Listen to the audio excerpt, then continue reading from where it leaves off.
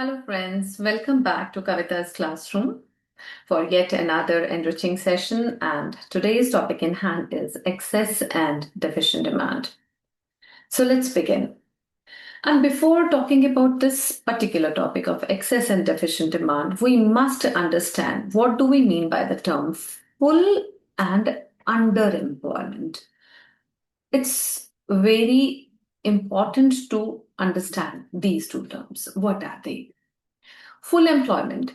If I try giving you the meaning in simple and relatable terms, like your classroom can accommodate 40 students, right? So 40 students and 40 pairs of desks and benches are required, right? But the admission for that class is for 30 students, means the present enrollment is for 30 students. So how many can be accommodated? Means the full capacity of the room is 40 students. But now that the number of students registered for that classroom is 30, so the number of benches and desks placed in that room is 30. So if we are making 30 students sit there, it means that is a situation of underemployment. And if we are making the 40 students sit there, so it will be a situation of full employment. So full employment means all the resources which are available in the economy. And who all are the resources? Land, labor, capital, entrepreneur. So all the productive resources when are working, it means there is no capacity to produce any further beyond that level. Why? Because everyone who can do the work is doing the work. Right. So that is called full employment. And when we say underemployment means it is such a situation where the full capacity of production is not reached and there is still a capacity to enhance the production in the economy. So when underemployment is there, it means the total output and employment and income can be increased to certain level. But when there is full employment, and if full employment means all the productive resources are working, and if all of them are working and still there is some more demand, then what would it lead to? Let's talk about these questions now with this basic understanding of what is full employment and what is underemployment. So you must know that whenever we talk about the equilibrium, right? So equilibrium happens when AD is equal to AS. This is AS and this is AD and this is our equilibrium. Equilibrium means this is the full employment equilibrium when all the productive resources of the economy work and they generate this level of income. So this is E dash. I'll mark it as Y. So this is Y level of income and we have to just label it traditionally like income and expenditure on Y-axis. I'm sorry, income and aggregate demand and aggregate supply.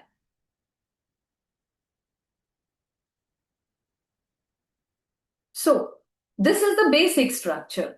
And here, when we are talking about this, we are talking about the planning part, right? So if our planning says that demand is expected to be higher than this level of AD, which represents the full employment equilibrium, so this becomes a situation of additional AD and we mark it by AD dash.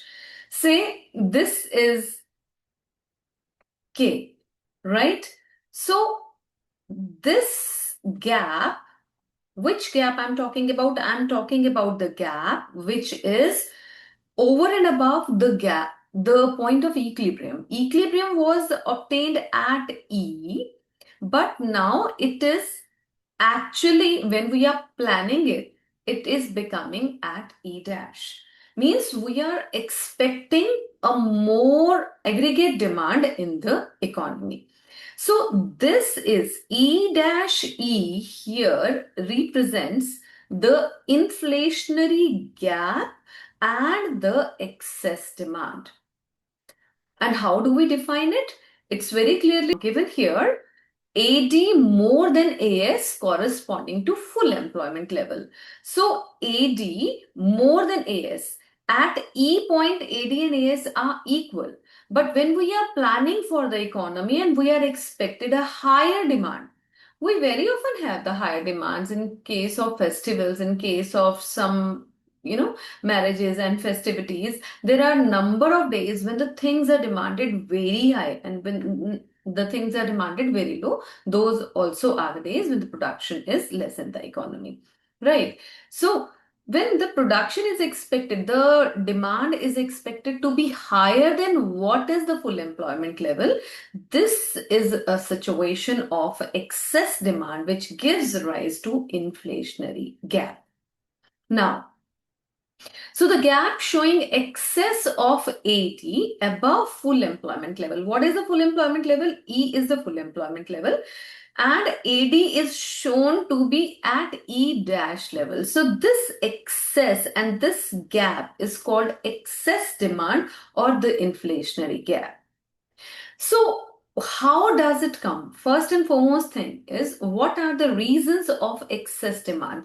Why the demand is more than expected, right? So there are several reasons to it. And the reasons are rise in the propensity to consume, that people have now started expending more and consuming more. Reduction in taxes. When taxes are less, it means we are left with more of the disposable income. And when we have more money to dispose, that results into more of demand on our part, right? Increase in the government expenditure, that simply increases the flow of money in the economy. And that hence we have the additional demand, because some demands are fulfilled by the government, like government is giving us subsidy, that becomes the expenditure, but that is a money saved on our part, otherwise we would have spent it.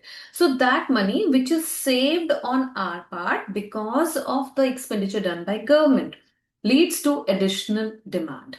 Increase in investment expenditure also gives rise to higher flow of income and money in the economy, and that hence, because of the effect of multiplier, gives rise to excess demand. Then fall in imports. What does it mean? Earlier, we had been importing, but now we are getting the things from our domestic market. It means we are demanding more from our domestic market, and hence the demand is increased now. And when we say rise in exports, what does it mean? It means earlier there was lesser of demand from outside, but now the extended markets also are giving us demand. So the demand is high, and hence it is leading to additional demand or excess demand. And deficit financing, when government puts in more money, prints more notes, and the money is more in the circulation. So these all pointers give rise to the excess demand in the economy. So now let's talk about the repercussion.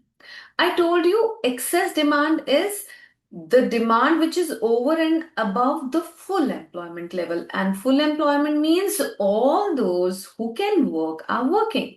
It means we cannot produce any further beyond that. So what would be the impact of excess demand? Would the output alter? No. Why no? Because how can we make it when everybody, those who can make the things, are on work? Then how can they increase the output? And employment? Of course not, because we have already engaged all the productive people, land, labor, capital, and entrepreneur are working. So despite of increased demand, can we employ more people? There are no more people to be employed. Hence, there is no impact on employment. But what's the impact on price? Think about this. When there is some shortage, it's demanded more, but we are not able to supply it more. So what happens? That instills the inflationary tendencies in the economy, and hence the price level would be rising as a result of excess demand. And now let's talk about the opposite of this, that is deficient demand, exactly the same but exactly in the opposite direction. How does it work? Let's begin with the diagram to explain the same. Again, the same diagram wherein we want to have a 45-degree line, that is AS or Y, and this is AD, right? So what is this? This shows the equilibrium point, equilibrium level of income, which is there in the economy. Equilibrium means all the full employment equilibrium, all the productive resources who can work are working. So this is x-axis and showing income. This is y-axis showing aggregate demand and aggregate supply. Now, when does deficient demand come into picture? AD is this full employment, but our planning says that because of some reason the demand would not be this, it is going to be lesser than what is the full employment level. So it's falling here. It means though AD had to be here for full employment level, but it is not engaging all the productive resources and there is a gap. This highlighted line shows you the gap, and this gives rise to deflationary gap. And this quantum shows the deficiency in demand. So E dash is the deficient demand and deflationary gap in the economy. Why? Why would the economy show the deflationary gap? Exactly all those pointers, but in the opposite direction. So let's just have the definition first. Deficient demand means AD is less than AS corresponding to full employment level. So here full employment level is this. Here AS is higher and the planned AD is lower. So this is showcasing the deficient demand, which will give rise to deflationary gap, and the gap showing deficiency of AD below full employment equilibrium. So the point is why the deficiency happens. Those points are the MPC decreases, people now are spending less, government has raised the taxes, so our disposable income is reduced and hence we give less demand. Then government spends less and hence we have to spend more, so our additional income is used up and hence we do not have much to demand. The decrease in investments are happening, so money flow is reducing. Rise in imports means people, instead of buying indigenously, they are catering to their demand from outsourced resources, right? So it means the indigenous sources have less of demand. So the local production houses have lesser demand, and fall in the exports means again, those who had been demanding from the outside, the rest of the world now are demanding less, and hence we have lesser of AD.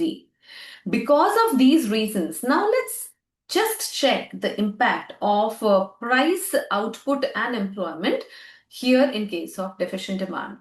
As I gave you the previous example, that if your room can accommodate 40 people, but if there are 30, so how much arrangement would be made in the room? Of course, for 30 people. Accordingly, the 30 things would be 30 pair of benches and the bookshelves, etc. would be given.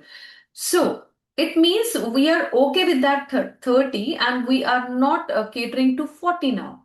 It means the output production would be less, employment would be less because demand is less, so we will not produce more.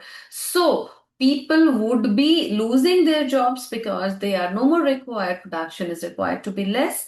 And what do you have when there is excess of supply but lesser of demand? Of course, it simply pushes down the price level and hence there would be fall in the general prices.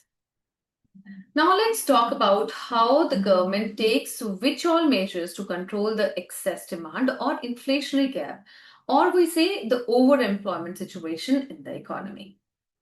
So, before moving ahead, let's understand when we're talking about inflation as the problem. So, what is the situation? The problem is the money is more in the economy. So, where lies the solution? The solution is we have to, or the government has to reduce the money supply. Why? Because if the government just takes back all the money or a huge amount of money from the circulation, the inflationary tendencies would be curbed. So it means when we talk about the solutions, we have now government's fiscal policy and monetary policy. Fiscal policy talks about the government budget, what are the expenditures and incomes of the government, and how government has to just level it, arbitrage it to control the inflationary gap.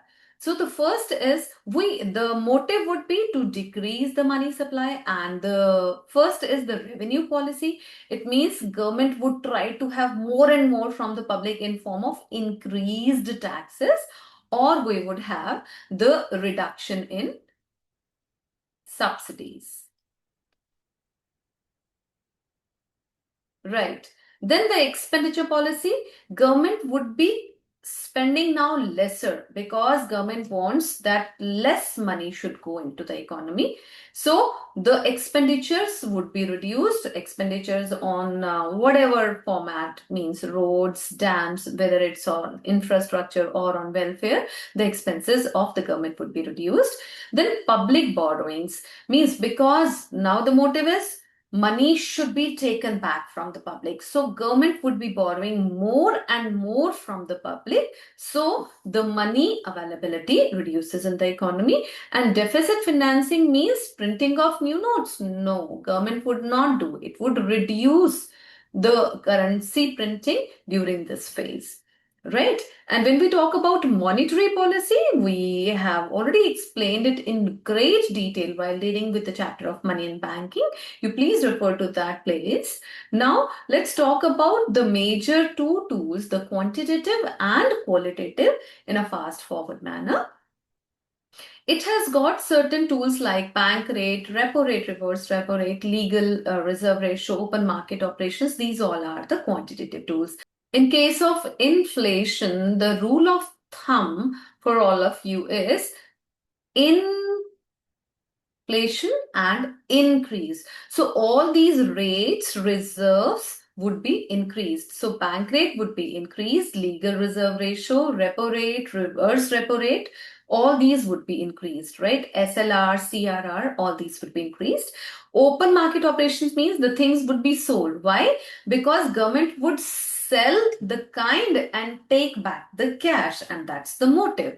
So this way, by selling of securities, government would simply have all the money absorbed from the economy.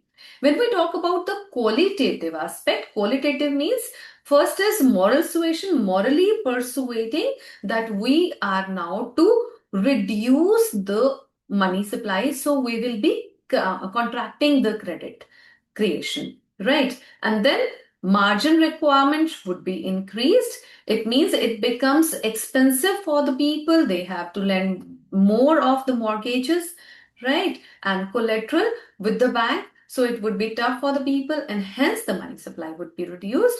And selective credit control means the priority sector only would be given the money and the loans, and rest others would be declined, right? So this way money would stop or reduce from going into the economy, and hence the inflationary tendencies would be controlled. But when it comes to the opposite means the deflationary situation. So in case of deflation, exactly opposite happens. Means here the motive is we have to increase the money supply with the economy. So all these rates would be decreased. Bank rate, legal reserve ratio, open market operation would, in this open market operation, we would be buying back the securities so that the money is pumped in the economy. In moral suasion, the credit would be expanded, margin requirement would be decreased, and there would be lavish expansion, and the money would be given for business and non-personal consumptions and all. So it would be just not the priority sector, but any sector whosoever seeks the money. And when it comes to fiscal policy, again, just the opposite.